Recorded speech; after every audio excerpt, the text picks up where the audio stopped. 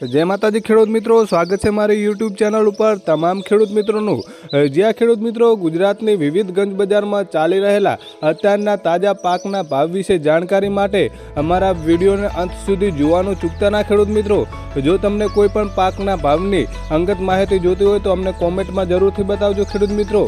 खेडूत मित्रों, जो अमारो विडियो गमे तो विडियो ने लाइक शेर ने सब्सक्राइब करवानुं भूलता ना। तमारा खेडूत मित्रों सुधी अमारा विडियो ने शेर पण करजो खेडूत मित्रों।